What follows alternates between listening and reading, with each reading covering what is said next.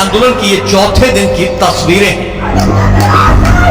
Police ने छात्रों को गुरुवार को जबरन उठाना शुरू कर दिया। उन्हें धरना स्थल से उठाकर पुलिस की गाड़ियों में भर भर कर ले जाया गया। छात्रों की इसी आंदोलन के बीच गुरुवार को सपा सुप्रीमो अखिलेश यादव प्रयागराज की फूलपुर सीट पर हो रहे उपचुनाव के प्रचार के लिए पहुंचे थे, लेकिन छात्रों के आंदोलन में नहीं गए। क्यों नहीं गए, कोई सवाल उठाता उससे पहले ही खुद अखिलेश यादव ने मंच से इसका जवाब दिया। मेरी इच्छा ये भी थी कि मैं सबसे पहले उनके आंदोलन में शामिल होता जाकर के, उनके बीच बैठता जाकर के, लेकिन मैं ये बात जानता हूं बहुत सारे लोग छात्रों का, नौजवानों का आंदोलन को ये भी कहते थे कि राजनीति से प्रेरित है, इसलिए उस आंदोलन में नहीं गया। लेकिन मैं इस मंच के माध्यम से उनको बधाई भी देना चाहता हूं और उनका समर्थन भी करना चाहता हूं कि उनकी मांग जायज है। दरअसल अखिलेश यादव छात्रों के इस आंदोलन पर ये दाग लगने देना नहीं चाहते थे कि इसके पीछे सियासी ताकतें हैं, ताकि छात्रों का ये आंदोलन कमजोर न पड़े, प्रशासन और विरोधियों को छात्रों के इस आंदोलन पर हमला करने का मौका न मिले। हालांकि अखिलेश के दौरे से प्रशासन खौफजदा जरूर था, इसका जिक्र मंच से अखिलेश यादव ने भी किया। जिस समय उन्हें पता लगा कि कहीं ऐसा ना हो कि आंदोलन में मैं भी शामिल हो जाऊं जाकर के, उन्हें खबर सुनते ही छात्रों को हटाना शुरू कर दिया। कई छात्रों को हटाने में कामयाब भी हो गए। जो हमारी बेटियां, बहनें बैठी थीं, उनको बिना महिला पुलिस के लोग उठाने लगे जाकर के,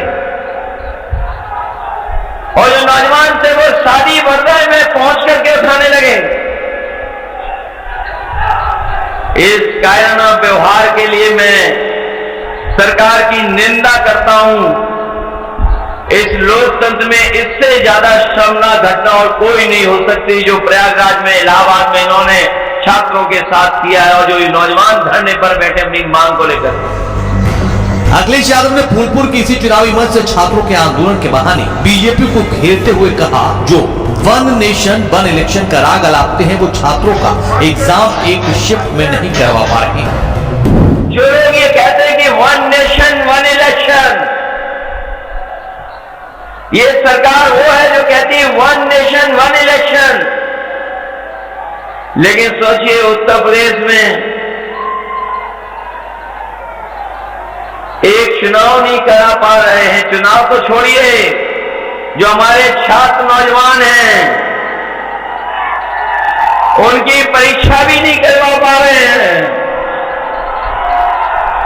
जो लोग कहते हैं एक इलेक्शन पूरे देश में एक साथ हो जाए, वो हमारे नौजवानों की परीक्षा भी नहीं करा पा रहे हैं। अखिलेश यादव ने जो बातें मंच पर कही वही बातें और ज्यादा मजबूती के साथ मीडिया के सामने भी उठाए। बोले यूपी का लोक सेवा आयोग अयोग्य हो गया। उनके साथ ये खिलवाड़ कर रहे हैं, उनके भविष्य के साथ खिलवाड़ कर रहे हैं। इलाहाबाद और प्रयागराज में जो नौजवान नौकरी मांगने आए, पढ़े लिखे, उन पर लाठी चलवा रहे हैं। वो मेज छोड़ करके अपनी पढ़ाई की आंदोलन कर रहे हैं। सरकार को इस बात की भी चिंता नहीं है कि उनके भविष्य के साथ सरकार खिलवाड़ करे। उनकी मांगे जायज हैं। जो अभ्यर्थी यूपी पीसीएस के आंदोलन कर रहे हैं, आयोग को और सरकार को उनकी मांग माननी चाहिए। ये आयोग जो है वो अयोग्य आयोग बन करके खड़ा हो गया है। अखिलेश यादव ने इस बार खेल बदल डाला। अगर छात्रों के आंदोलन में जाते तो बीजेपी और योगी सरकार उन पर छात्रों के नाम पर सियासत करने का इल्जाम लगाती। छात्रों का आंदोलन भी अखिलेश के जाने से कमजोर पड़ता, इसलिए अखिलेश न जाकर भी छात्रों के साथ रहे। इस तरह खुद को भी और छात्रों के आंदोलन को भी निशाने पर आने से बचा गए, जिसका नतीजा भी सामने आ गया। आखिरकार छात्रों के आगे झुक गई योगी सरकार और अब यूपीपीएससी ने छात्रों की सभी मांगे मान ली।